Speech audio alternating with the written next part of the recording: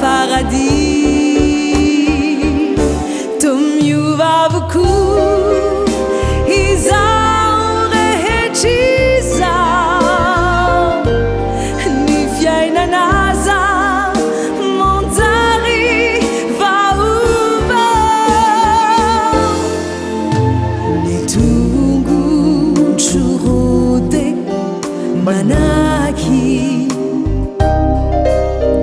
itety izao rehetr'izao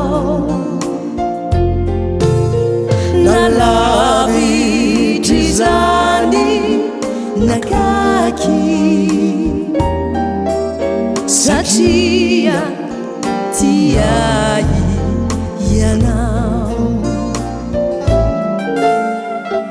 Isarako ny asambarako ianao, ianao kalomeko ny anjarako ianao, ianao loharano ny taranako iariko ny fananako ariario ny tananako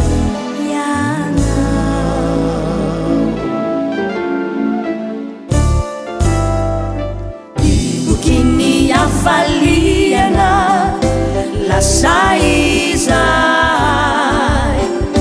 fa nahazo olontiana lasa izay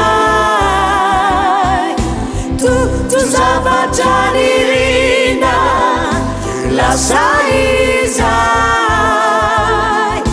ia nareo no mangino fa lasa izay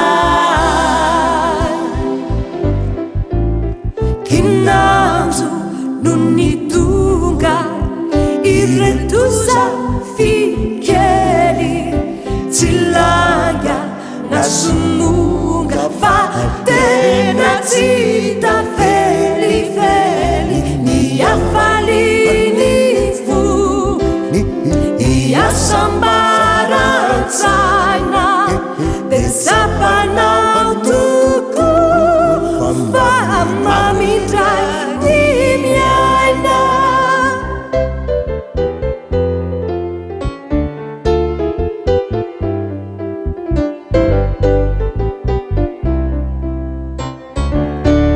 Fanaory nasambatry siketo antany mazava fa noho lary fitiavana